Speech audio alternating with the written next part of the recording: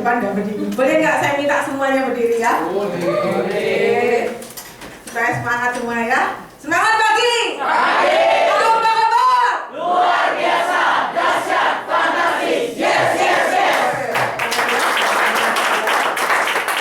Kalau boleh yang belakang maju dong.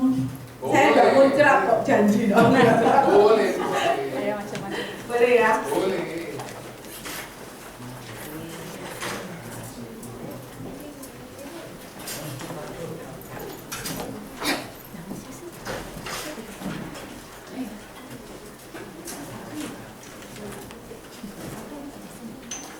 Ya, luar biasa ya teman-teman ya.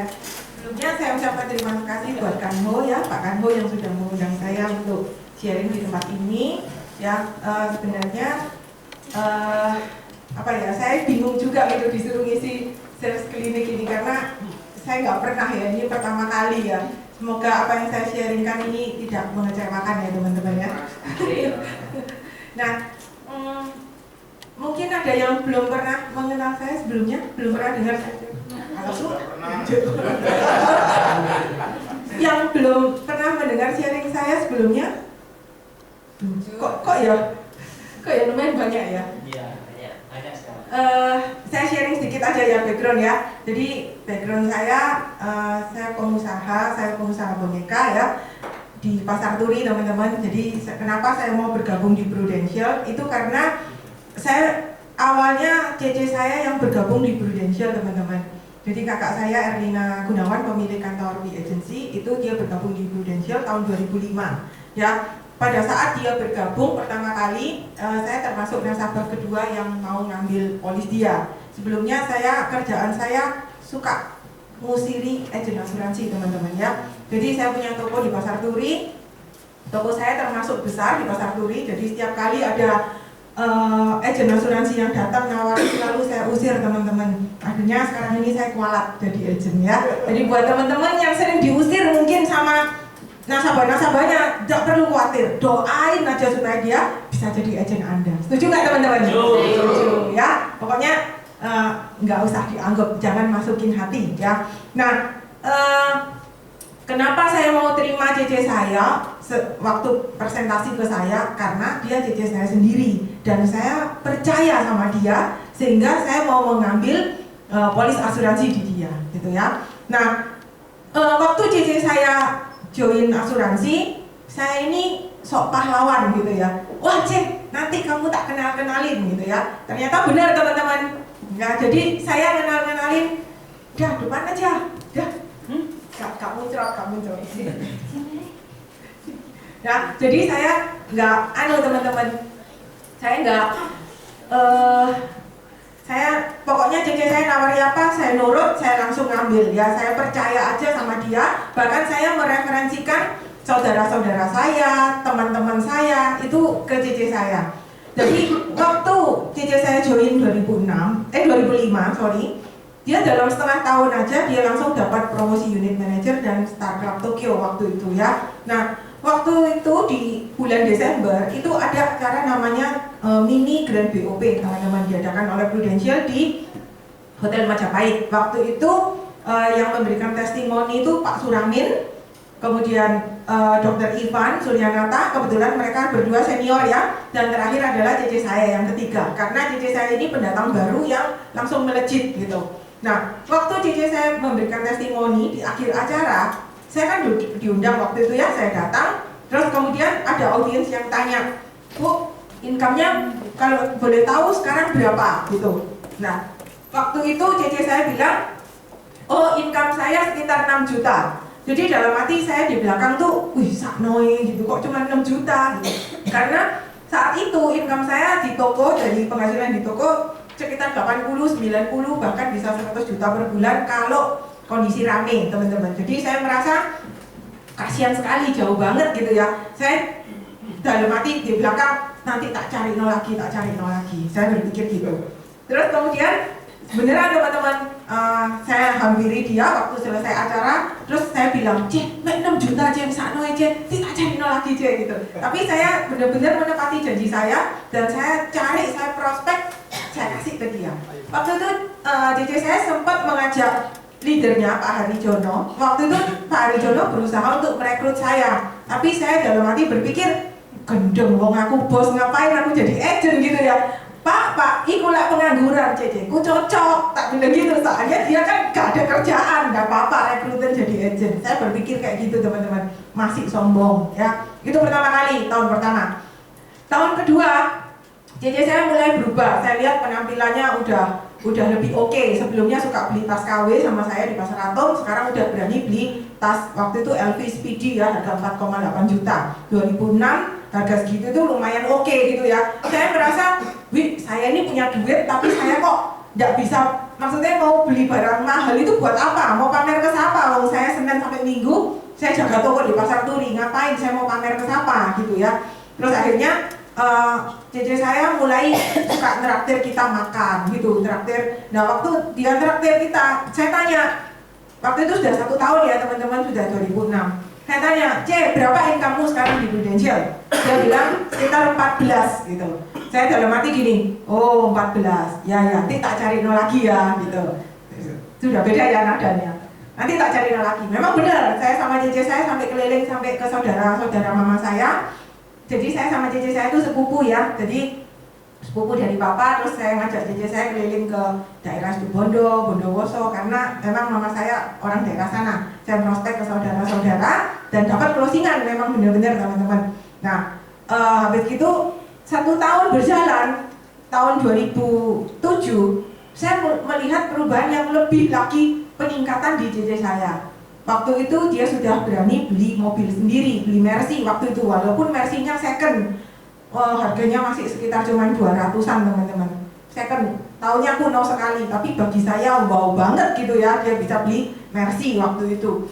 Nah, kemudian saya mulai tanya lagi ke dia, sekarang income-mu berapa? Gitu. Terus dia bilang, ya sekitar 25-26. Saya langsung mingkem teman-teman, saya nggak bilang lagi tak carikan lagi, nggak, saya nggak bilang gitu, karena langsung otak saya langsung berpikir ya, dasar orang bisnis ya, otaknya langsung pikirnya cepet. Wih, tahun pertama join 6 juta, berikutnya 14, tahun berikutnya lagi 25, berarti tahun depan 50, tahun depan lagi 100, wih, lah malah aku yo, gitu, saya berpikir gitu. Terus habis itu otak saya mikir lagi, wih, tahun berikutnya berarti bisa 200 loh. Nah itu loh yang saya cari teman-teman. Karena saya merasa selama 3 tahun saya di kerjaan saya ini, saya mentok ya cuman angka 80, 90, 80, 90 terus. Jadi selama 4 tahun waktu itu, angkanya nggak bisa naik gitu loh. Nah sedangkan saya udah mulai punya anak, anaknya udah mulai kebutuhannya tambah, ada suster ya toh, anak 2 lagi susternya juga 2, ya kan, susu, kebutuhan susu apa, kebutuhan jalan-jalan semakin, kan kalau punya anak kecil kan pasti senangnya bawa anak untuk jalan-jalan. Nah jalan-jalan kan nggak mungkin kalau teman-teman nggak beli apa-apa, kan mata kan pasti jelalatan, bener nggak? Jadi tambah konsumtif, biayanya tuh biaya bulanan kartu kredit itu 1 bulan itu bisa 50 juta, 60 juta, karu-karuan gitu loh. Jadi saya merasa, waduh saya tambah nggak bisa saving gitu. Akhirnya saya tanya sama Cece saya, bisa nggak ada Prudential income 200? Tak bilang gitu. Aku nggak mau 100, lu kan selalu ngajak aku bilang 100, bisa nggak 200? Loh ya bisa, tapi angel, karena waktu itu Cece saya belum mencapai angka itu ya. Terus saya tanya, siapa aja kira-kira yang income-nya sudah di atas 100? Oh itu, Edi Tyson, nunjuk Pak Suramin, waktu itu Pak Suramin katanya income-nya sekitar 400, Pak Ivan Suryanata kayak gitu. Terus, oh berarti ada ya, coba saya hitung-hitungan nih gitu. Terus saya hitung, oh iya masuk akal. Akhirnya malam saya tanya sama suami saya, kita ini lu merasa bersyukur nggak dengan penghasilan kita ini di toko? Terus suami saya bilang, ya wis oke toh, bilang gitu. Nah, misalnya aku kepengen naik no income jadi 150, kira-kira bisa nggak? Gitu. Terus kemudian suami saya bilang, ya bisa, ya buka toko lagi. Di mana? Di Pasar Atom, kan toko saya di Pasar Turi. Terus saya tanya, oh Pasar Atom, kira-kira bondoe piro? Gitu. Ya sekitar sipek gopek lah, dia bilang gitu. Oh berarti stand loh, nggak bisa toko loh, kayak toko nggak bisa sipek gopek, paling nggak minim 1M, tak bilang gitu. Terus gitu ya, sipek gopek saya bisa lah ngambil kreditan, kan saya sering ditawari sama bank untuk cairin dana ya gitu. Saya bilang, oh masih bisa. Ya wes, lu yang jaga ya, tak bilang gitu. Lo enggak lu kan sih kepengen lu gitu. Waduh, jadi lempar-lemparan terus, akhirnya saya stuck di sana. Iya iya ya, siapa sih jaga gitu loh. Karena toko saya di Pasar Turi sudah 6, itu 3 toko, 3 gudang. Saya bagian gudang, suami saya bagian toko. Kadang diwalik, saya bagian toko, suami bagian gudang. Jadi dipikir-pikir, siapa ya yang mau jaga di Pasar Atom gitu kan? Nggak ada siapa lagi gitu. Terus kemudian saya berpikir gini, oke lah, kita mungkin bisa suruh Jingjing adik saya gitu ya. Terus misalnya mas income 150, ya apa caranya bisa 200 gitu. Terus suami saya, lu itu kok serakah sih, 150 belum, kok lu ngomong 200, bilang gitu.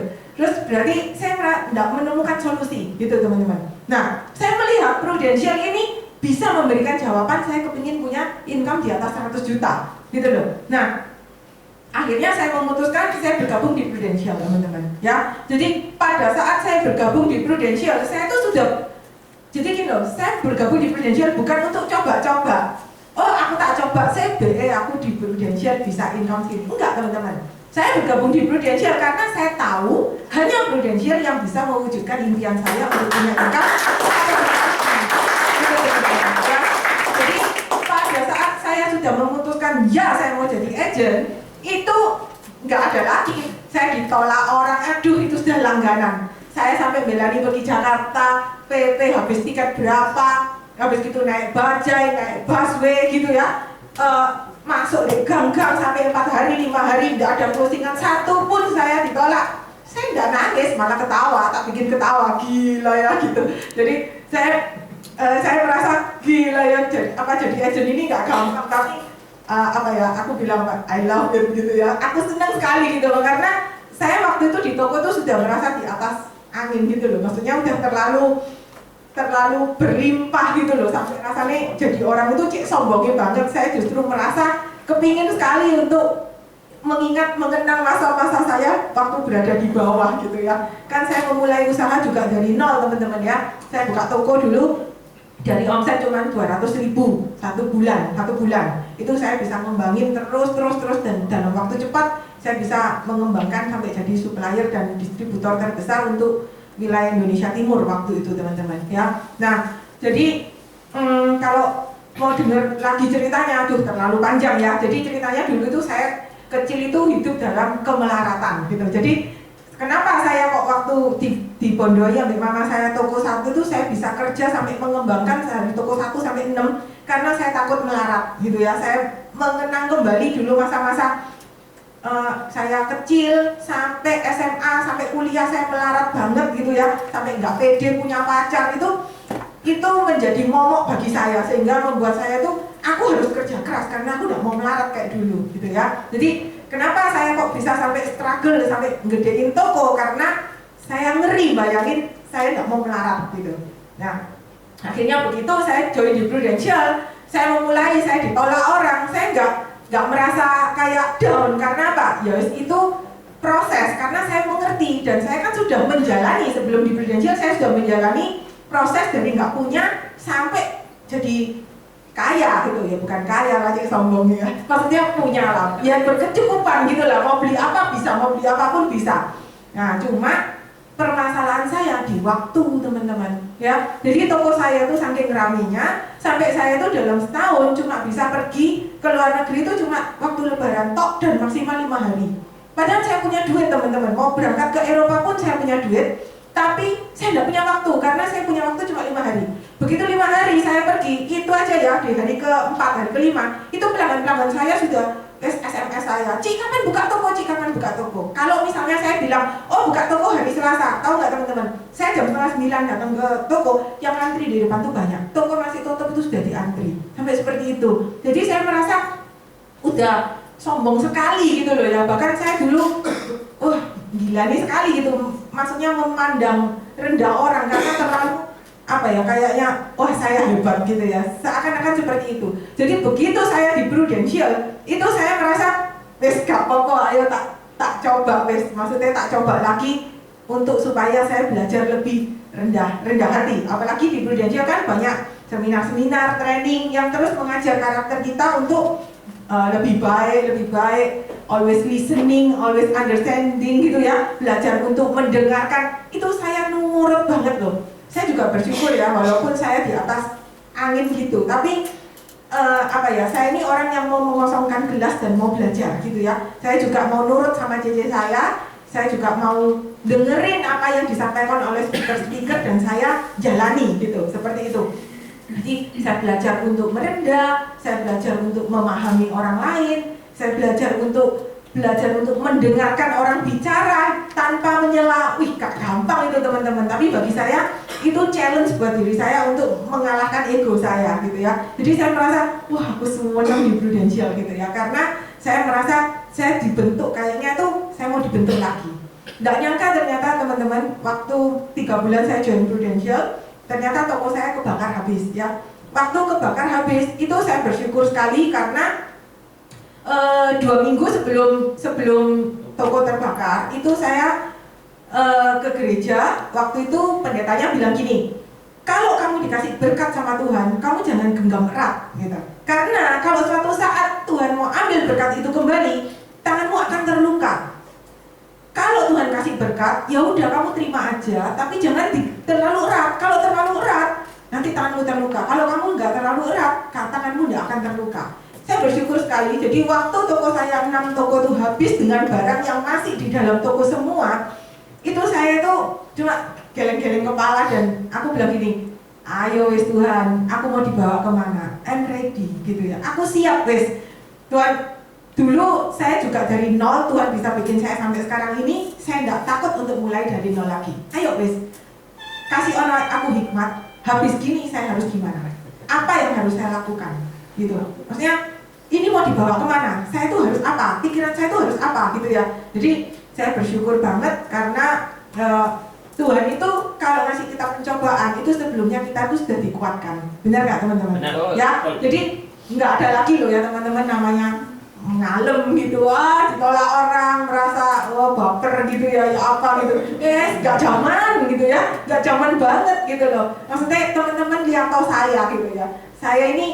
Saya ini apa ya, mungkin cewek gitu ya, maksudnya jangan mau kalah sama saya gitu ya. Karena bagi saya bisa terbentuk sekarang ini itu karena proses yang luar biasa yang sudah saya alami sebelumnya. Ya, teman-teman harus tahu bahwa pelaut yang hebat itu bukan dihasilkan dari laut yang tenang. Setuju nggak teman-teman? Setuju. Pelaut yang hebat itu justru lahir dari laut yang penuh ombak dan dia bisa menguasai. Benar ya? Jadi saya semakin dapat masalah, saya itu semakin wah ini bakalan tak cerita ke agentku. Wah ini bakalan tak cerita tau. Jadi pengalaman itu justru malah saya kumpulin. Saya justru malah ngumpulin masalah-masalah itu tak kumpulin. Terus gimana saya menghadapinya, gitu ya. Jadi ini juga pelajaran juga buat saya merasa gini. Saya ini sebelum join di Prudential, saya ini survei dulu teman-teman ke Pasar Turi. Saya lihat toko-toko yang gede gitu ya, tak lihat, oh toko ini gede, ruame, sing jogo tuwek, susu AI wis tuwek, anaknya gak belum jogo, kira-kira anaknya apa ya gitu. Saya tuh gitu, kira-kira anaknya ngapain ya gini, berarti anaknya itu bojai, ya toh, papa mamanya soge, tapi ini gak mau ngewangi toko, papa mamanya kerja setengah mati, paling anaknya hambur-hamburin duit gitu ya. Nanti saya lihat toko ini, oh toko ini rame, oh itu anaknya, lah kok kayak orang gombloi gitu ya. Jadi kalau kayak kata kawar-kawar maksudnya gak keren gelap gitu loh teman-teman. Saya lihat takut, soalnya kan toko saya termasuk toko yang rame juga gitu dan terkenal gitu di Pasar Turi. Saya merasa gini, besok anakku ya apa ya? Aku pikir loh teman-teman, kalau aku kan kaya nih, kan maksudnya kan berkelebihan dari toko. Kalau anakku tak sekolahin di luar negeri, kalau dia pinter, dia gak mau balik. Akhirnya aku kayak AI susu itu, sampai tua aku jaga toko sampai mati. Banyak loh AI susu yang sampai tua sampai mati di sana. Di toko ada yang mati gune taksi gitu ya, perjalanan. Padahal kaya banget. Bener ini kenyataan gitu loh. Ada tuh toko obat itu kecil, susunya itu pansui gitu ya, pakai tongkat itu saya jaga toko padahal suwoge. Anaknya loh sekolahnya di luar negeri. Kayak gitu teman-teman ya. Jadi saya berpikir, wah, lek anakku pinter, anakku gak mau balik, aku jaga toko terus sampai tua di Pasar Turi. Lek anakku balik, orang pasti milok no, gendeng. Anaknya sekolah no pinter-pinter di luar negeri, akhirnya yang jaga toko Pasar Turi, bener gak? Loh ada itu soalnya pelanggan saya ya gitu, orang Pasuruan. Jadi anaknya sekolah di Singapura dua-dua, satu Singapura, satu Australia, pulang akhirnya dibuka toko di Pasuruan gitu loh. Rasanya kok jelek banget gitu ya, sia-sia kan pinter anak. Terus Nah, saya berpikir lagi, kalau aku nyekolah anak-anak di sini, nyekolah anak-anak di dalam negeri, ya wes paling nggak kacek ya ambil aku. Karena pasti aku kepingin tak turun ke anak, karena toko ini rame. Terus tak bayang gitu, tak bayang aku besok tuwek paling misalnya anakku wis kawin, tak warisi toko, aku mau buka sorokan ngambil duit keplak kali gitu. Itu, aduh ngeri gitu loh. Saya langsung ngeri. Ya apa ya ini ya masa depanku? Saya langsung ngeri teman-teman. Saya langsung berpikir, wis enggak wis. Aku enggak mau jaga toko terus. Aku enggak mau ngewarisi anakku toko. Karena sakno nanti akhirnya kayak aku enggak bisa menikmati. Duit banyak, tapi enggak bisa menikmati. Akhirnya saya berpikir, wis prudential ini. Ini adalah apa ya, maksudnya aku juga bawa dalam doa ya, saya bawa dalam doa Tuhan kalau memang kau berkenan Tuhan pasti tunjukkan jalan. Kok ya puji Tuhan selalu ada jalan gitu ya, selalu ditunjukkan. Tapi bukan berarti nggak ada masalah. Masalah itu banyak. Tapi saya percaya dengan saya berdoa Tuhan itu selalu kasih hikmat buat saya untuk bawa memberikan solusi-solusi gitu loh ya. Jadi doa itu seperti payung teman-teman, benar nggak? Payung itu nggak bisa memberhentikan hujan. Tapi dengan payung setidaknya Anda nggak basah waktu hujan ya. Doa juga gitu. Anda berdoa itu bukan berarti dengan Anda berdoa masalah itu nggak datang. Nggak ada seperti itu. Tapi dengan doa Anda dikuatkan untuk hadapi masalah. Setelah masalah satu selesai, nggak berarti lepas dari masalah loh. Nggak ada loh. Levelnya justru malah naik loh teman-teman. Levelnya malah naik, level 2, level 3, level 4 tambah susah. Levelnya masalah itu tambah gede. Tapi ya justru itu yang akan membentuk karakter teman-teman seperti apa. Ya, oke? Jadi, nah sekarang udah mulai masuk ke sini ya. Berapa menit ini aku? Nah, oke. Ini mana? Atas? Kanan?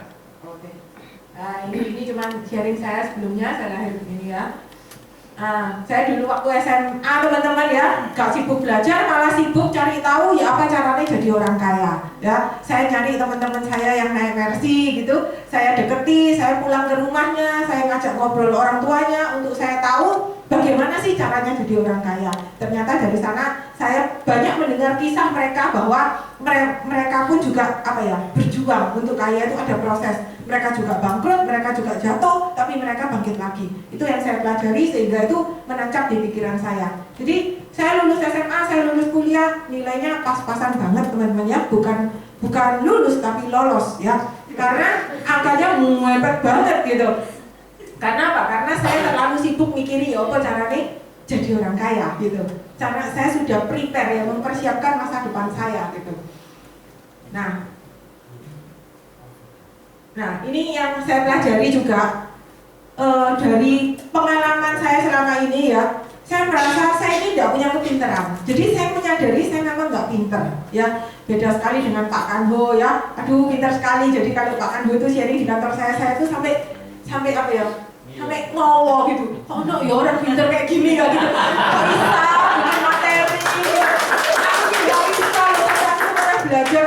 Ya apa sih caranya bikin materi, saya ini nggak pinter gitu loh. Tapi saya apa adanya ya, apa yang saya sharingkan ini benar-benar pengalaman hidup saya yang saya belajar dari pengalaman saya jatuh, saya bangun, saya pelajari. Jadi saya ditolak orang, saya pulang, saya review kembali kenapa saya ditolak, dan saya terus belajar untuk memperbaiki diri teman-teman ya. Jadi saya menyadari karena saya tidak pinter, akhirnya saya mengakui bahwa closing itu semata-mata bukan teknik. Ya, ini apa? Ngeles apa? Maksudnya menghibur diri gitu loh ya. Ngeles. Sebenarnya closing itu bukan semata-mata teknik. Padahal kalau tanya orang yang pintar kayak Pak Kanho pasti dia bilang, oh sharing itu teknik gitu mungkin ya. Tapi saya belajar dari yang lain, yaitu personality teman-teman ya. Nah ini juga yang saya lakukan waktu saya membuat toko itu bisa menjadi besar. Dalam waktu cukup cepat sekali toko saya dari omset cuma 200.000, cuma dalam waktu 3 tahun tok gitu omset sudah 1 miliaran teman-teman ya. Jadi saya dari sana saya bersyukur orang tua saya bukan orang kaya, tapi mereka selalu nanam terus di pikiran saya bahwa jadi orang itu harus cengli, jadi orang itu harus berbuat itu sing bener, jalannya sing bener, pasti selalu ada berkat. Orang tua saya cuma ngasih itu aja, tapi bagi saya itu adalah warisan yang sangat berharga buat saya, karena justru hanya kata-kata itulah yang bisa bikin saya sampai jadi sekarang ini teman-teman ya. Nah, itu juga yang saya pikir teman-teman, yang waktu saya memikirkan masa depan anak-anak saya berpikir, percuma anak saya ini tak warisi duit akeh. Kalau anak saya pinter, ya toh, nggak usah tak warisi duit, dia pasti bisa sukses sendiri. Tapi kalau anak saya nggak pinter, masih tak kasih duit berapa puluh miliar pun ya pasti entek, bener nggak? Jadi saya senang sekali berada di Prudential karena saya selalu menghadapi masalah, saya bawa dalam doa dan saya menemukan solusi-solusi itu. Nah, anak saya ini yang kecil baru kelas 5 SD, yang besar baru SMP 1. Tapi saya sering loh teman-teman sharing dengan mereka mengenai kasus-kasus saya gitu ya. Dan saya sharingkan juga ke mereka bagaimana saya menyelesaikan masalah-masalah saya. Dan itu bisa membuat mereka belajar untuk berpikir gitu ya, untuk membangun karakter mereka. Gitu, seperti itu. Karena bagi saya warisan yang paling berharga bukan uang, tapi karakter. Gitu. Ya, ini contoh kasus. Contoh kasus ini dari waktu dulu pertama kali. Jadi kalau ini ada agent baru yang belum UN, yang agent tolong angkat tangan. Oh banyak. Oh oke, banyak ya. Jadi tapi banyak cowoknya ya. Nah, Bapak, ini saya cerita dari saya pribadi ya. Ya. Kan cewek nih. Nah, gimana saya memulai waktu pertama kali jadi agent, siapa yang saya prospek ya. Nah, karena saya sudah 3 tahun sebagai agent bayangan cici saya, otomatis dari keluarga besar sudah nggak ada yang diprospek lagi. Dari teman-teman dekat, supplier boneka, terus temennya mama saya, terus mama saya waktu itu ada sempat bangun kos-kosan ya, jadi kontraktornya semua sudah diprospek masuk cici saya semua. Jadi sudah nggak ada yang diprospek lagi. Tapi begitu saya mengatakan saya mau jadi agent, pikiran di kepala ini buka gitu loh. Siapa ya yang mau diprospek? Siapa ya gitu. Jadi bukan gini teman-teman. Duh, sudah ada lagi loh yang diprospek. Bukan, ubah kata-kata Anda ya, reframe ya. Siapa ya yang mau diprospek? Siapa yang mau diprospek? Jadi secara otomatis otak ini akan mencari siapa yang akan diprospek. Nah, waktu itu saya anak saya kan sudah mulai masuk playgroup waktu itu yang pertama. Saya tak coba kumpul-kumpul sama mama-mama gitu. Akhirnya saya kumpul-kumpul dengan mereka. Saya mencoba ikut di kumpulannya mereka dengan cara waktu itu ada salah satu yang melahirkan, saya ikut nyambangi. Nah, mari nyambangi biasanya kan pulang makan bakso apa. Nah, itu mulai dari situ saya akhirnya jadi kumpulan satu grup 7 orang. Nah, dari sana saya mulai prospek satu persatu. Saya waktu itu angkat telepon nggak ketemu ya, karena waktu itu ya saya masih nggak tahu caranya prospek seperti apa, bingung. Jadi waktu nggak jadi agent nggak ada grogi ya. Kalau ngomong prospek aja langsung, tapi waktu jadi agent gila, saya grogi gemeter gitu. Nah, waktu itu saya telepon, namanya Cynthia. Halo Sin, ini mamanya Ruru. Oh iya Sin, aku join di Prudential nih, aku mau nawari kamu asuransi gitu. Oh, aku punya oh punya ya. Oh ya, thank you ya. Tak tutup telepon itu teman-teman ya, saya goblok bisa ya. Bisa kayak gitu. Terus bener ya, gila, aku udah pernah kayak gini gitu ya. Dulu 3 tahun ya, dan bayangan gak pernah ngedrop sekalipun, gak pernah. Malah aku kamu punya asuransi ya, cepetan gak kenal ceceku. Gitu loh teman-teman, ambil loading gitu loh. Kuat ya gitu. Begitu jadi aja bisa gitu. Terus yang kedua, telepon lagi. Saya tak telepon lagi. Waktu itu soalnya malam, waktu itu jam 7 jam 8 suami saya pergi badminton, saya nganggur jadi saya telepon. Yang kedua, Ria, ini mamanya Ruru. Oh iya, Power R gitu. Oh aku nih loh Ria, join di Prudential. Aku nih mau nawari kamu asuransi. Oh aku punya R. Oh gitu ya. Oh ya thank you ya. Blok, tak tutup lagi. Aku gini, jamu jangan ya prospek gitu. Gini, ya apa ya caranya? Aku tadi ngomong, aku join asuransi, mau nawari kamu asuransi, dijawab wis punya. Ya apa ya caranya supaya dia jawabnya enggak gitu. Aku telepon lagi si ketiga, pasti jawabannya kayak gitu lagi. Nah gitu. Saya tak coba. Jadi saya merubah cara ngomong saya gitu ya. Yang ketiga, saya telepon teman saya. Halo Lutfi ya. Oh iya. Siapa ini? Oh mamanya Ruru Wi. Oh ya, Oppo R gitu. Wi, aku ini kan join di Prudential. Aku mau nawari tabungan pendidikan nih Wi buat anak-anakmu. Saya bilang gitu. Oh ya. Ada asuransinya enggak? Aku ini sampai bingung gitu loh. Tadi orang tawarnya asuransi, aku ditolak gitu. Ada asuransinya enggak? Oh ada, mau. Tak bilang gitu. Iya, soalnya ini loh, Nadine ini loh, anakku ini kapanan nih, cuma sakit mencret tok, masuk deh mitra 4 hari 3 malam loh, wes 4,7 masalah loh. Waktu itu zaman 2007, duit gede ya teman-teman ya segitu. Waduh, aku 2 kali loh anakku masuk rumah sakit loh, aku bayar dewek terus. Punya lu ada asuransinya enggak? Aku memang mau nyari. Prudential aku tahu namanya bagus. Cuma yang agen yang aku kenal itu di Kupang. Oh ada, lek kamu mau ya ada, tak bikin ada asuransi nih gitu. Oh ya wes mau, akhirnya ketemuan teman-teman, besok janjian ketemu di PTC ya. Akhirnya waktu itu setelah saya jelasin, saya ngajak leader saya, CC saya, akhirnya closing 1 jutaan dua anak ya. Nah terus habis gitu, saya ini orangnya kan gengsinya kan tinggi banget ya. Sudah ditolak 2 orang yang saya pikir bakalan mau, karena 2 orang ini yang paling dekat sama saya. Yang pertama nolak itu, yang lain justru malah nggak terlalu akrab gitu loh. Termasuk Lutfi ini nggak terlalu akrab. Nah Lutfi ini sekarang AM saya itu ya, yang cantik gitu. Nah habis gitu waktu saya mau menyerahkan polis, saya ini mikir, wis gak tak kayak di rumah wis, tak kasih waktu kumpul-kumpul aja. Kan 2 minggu sekali waktu itu kumpul-kumpul. Akhirnya waktu kumpul-kumpul janjian di Bonami Papaya. Oke. Saya sengaja, saya udah turun dari mobil, tak biarno arek-arek masuk KBC. Semua udah masuk, baru saya masuk, saya bawa buku polis, saya bawa payung, saya bawa jam dinding gitu ya. Saya masuk, habis itu aku langsung, halo gitu ya, ini ya, punyamu, brok gitu, tak brok di meja gitu. Yang lain kan pasti nanya, ya, loh apa itu gitu kan? Saya baru mangap, belum ngomong teman-teman, Lutfi nyerocos gitu. Langsung nyerocos, polis Prudential melo, oh penting loh, apik loh, Ernie bikinnya itu apik, nilai tunai balik, ada kesehatan. Tahu nggak? Nadine waktu itu cuma akan main drive, gitu ya, gitu. Wah saya bilang, gitu saya, gitu tak, iya, akhirnya ada teman saya namanya Yeni. Oh, ya wes, aku bikin air buat anakku 2. Ikut berapa? Tak bilang gitu. Fi, kamu ikut berapa? 1 jutaan, kata gitu. Ya wes aku padonan Lutfi 1 jutaan 2. Oke, gitu. Akhirnya saya bikinin udah jadi. Gitu lagi teman-teman. Waktu kumpul-kumpul lagi, saya bawa lagi. Tapi saya mikir, kalau saya kayak kemarin lagi cuman bawa payung sama jam, udah heboh, bener gak? Jadi saya cari akar gimana supaya ada yang nanya lagi gitu. Akhirnya saya waktu itu bawain payung itu warna-warni. Payung golfnya Prudential kan ada warna fuchsia, merah, biru, bener nggak? Terus sama jam dinding. Saya masuk, saya langsung, ya ini ya punyamu. Kamu milih mana? Sing mana? Gitu. Kan ramai tuh. Jadi supaya kan make attention yang lain gitu loh. Lo udah boleh kabeh ya? Lo ojo. Nanti kejadian saya bosing lain milih salah satu. Jadi kan heboh toh. Mulai. Yang nanya lagi, satu lagi yang belum saya prospek. Aduh, perlu tak ikut itu? Tahu teman-teman yang jawab bisa Pak?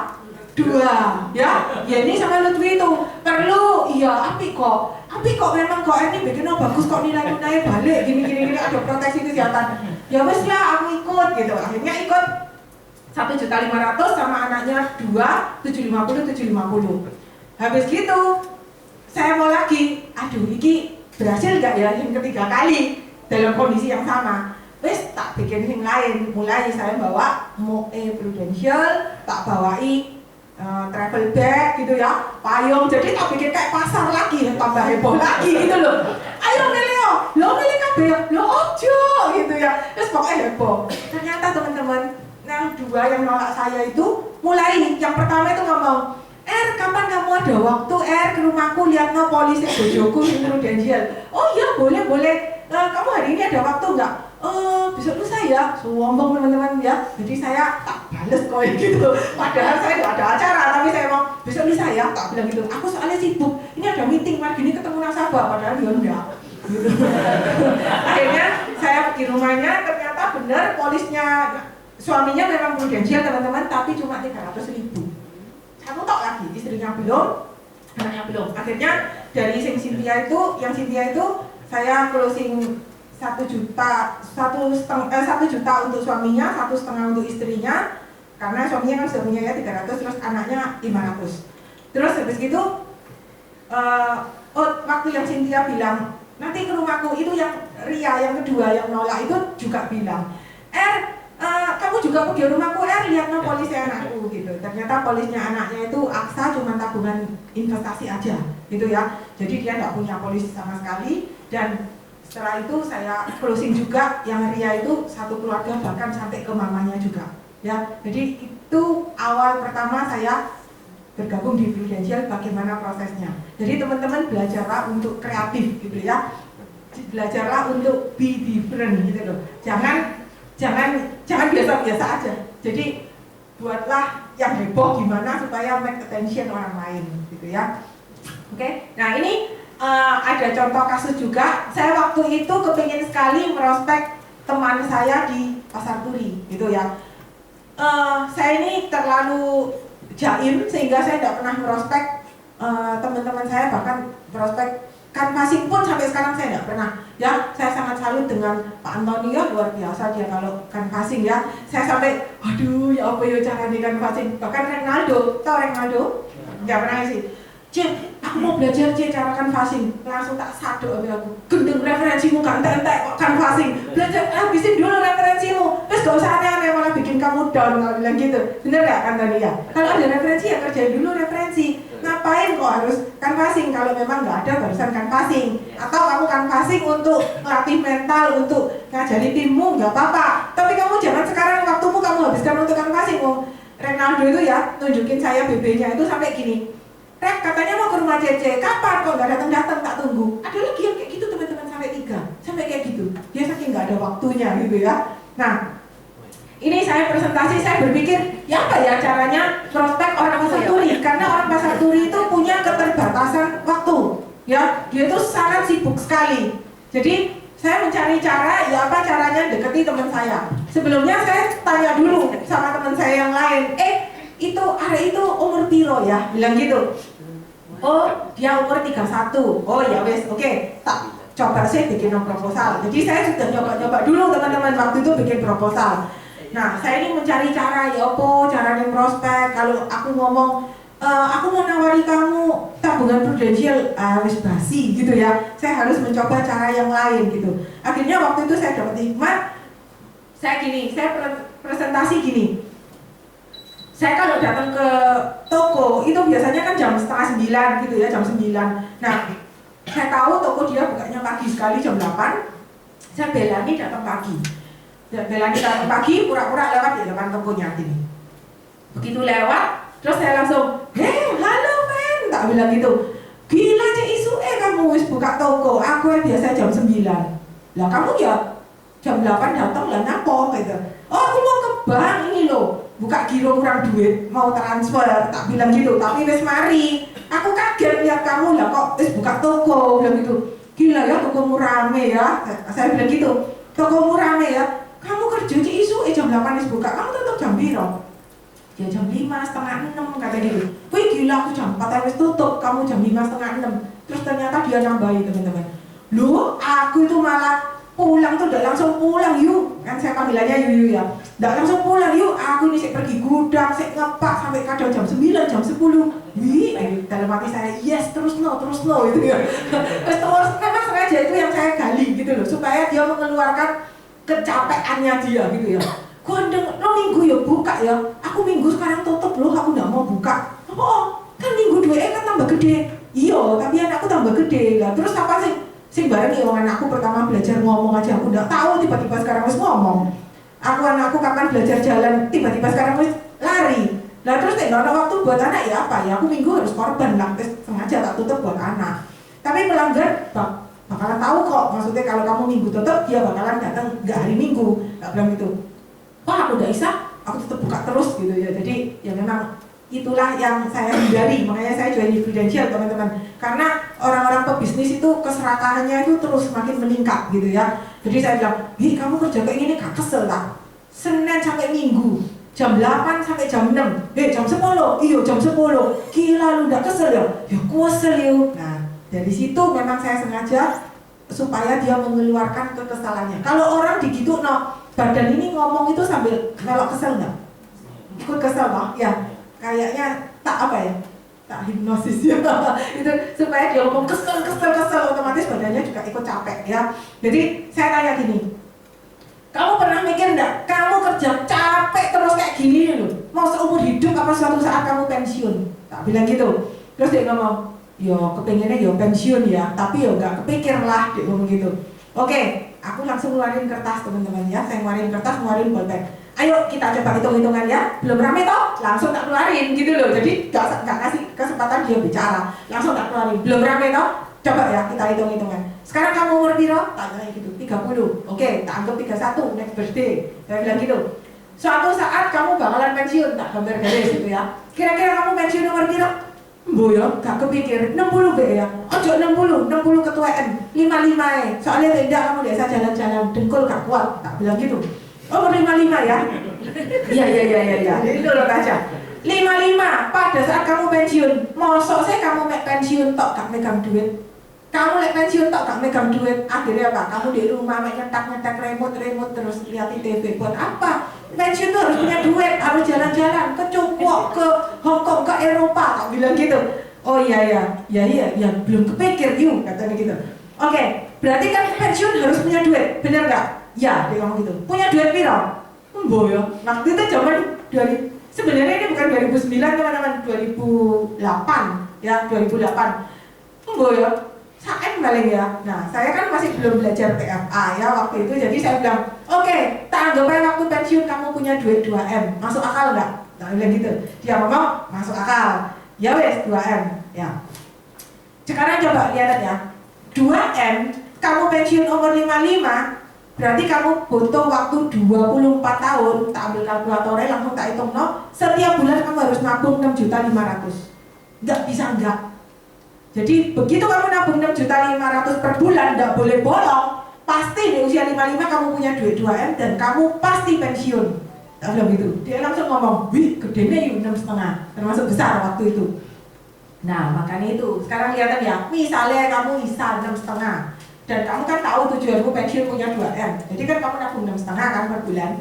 Nah bisa enggak dalam aku bilang lagi, ingat tahu ya, 24 tahun ya, nabungnya 24 tahun. Bisa enggak dalam perjalanan kamu nabung, kamu mandek sih, enggak nyicil, soalnya kamu mau beli mobil, tak bilang gitu. Atau mau beli rumah, gede no rumah, jadi kamu mundur lagi, enggak 55, mungkin jadi 57, 58, mundur ya. Terus habis itu orang tua sakit, kamu enggak bisa nyetor lagi 6,5, mundur lagi jadi 60. Atau pasangan sakit, bahkan diri sendiri yang sakit. Akhirnya suatu saat kamu tidak pernah menikmati pensiun karena 2M gak melumpuk-melumpuk. Tak bilang kayak gitu teman-teman. Masuk akal enggak? Aku bilang gini, saya bilang gitu. Terus dia bilang, ya iya sih gitu. Nah sekarang lu lihatin ya, aku punya tabungan, sing mau tak tawarno ke kamu. Kamu cuma nabung 3 juta per bulan, gak usah 6,5, cukup 3 juta. Tapi tidak usah jauh-jauh, 24 tahun, cukup 10 tahun. Sekali lagi ya, tak bilang ya, gak perlu, lu terlalu bersemangat. Sekali lagi ya, gak perlu 6,5, cukup 3 juta. Gak perlu 24 tahun, cukup 10 tahun loh. Tapi tak jamin pasti di usia 55 tahun kamu pensiun karena kamu punya 2 miliar. Tak bilang gitu. Ya apa caranya saya punya 2 miliar? Karena apa? Oh sorry, saya bilang masih ada tambahan untuk UP jiwa 500, perlindungan sakit kritis 500, hospital kamar 1 juta. Nah terus saya bilang, kenapa saya berani jamin di usia 55 kamu pasti pensiun? Ini yang merah mana? Ini merah belakangnya. Oke. Kenapa kok saya yakin kamu pasti pensiun deh usia 55? Karena kamu nabungnya cuma 10 tahun. Berarti kamu masih punya waktu 14 tahun kan? Artinya misalnya dalam masa menabung ini 10 tahun ini kamu terjadi resiko-resiko seperti ini, kamu masih punya waktu 14 tahun untuk nempuhi. Saya ada kesempatan untuk bikin saldomu jadi 2 miliar, bener nggak? Tak bilang gitu. Terus dia bilang, iya masuk akal juga ya. Saat itu juga teman-teman, langsung waktu itu dia closing 2 juta per bulan, suaminya 2 juta per bulan. Ya, waktu itu jadi ini tidak salah cuma 300, ini 200. Terus hospitalnya tak turunin jadi 750, yang penting pokoknya duitnya ada 2 miliar. Pokoknya manfaatnya tak turunin. Tapi waktu itu proposal masih 17% ya teman-teman ya. Jadi saya bikin di usia 55 itu ada dana pensiun 2 miliar. Ya, bisa teman-teman dipakai? Bisa. Bisa ya? Oke.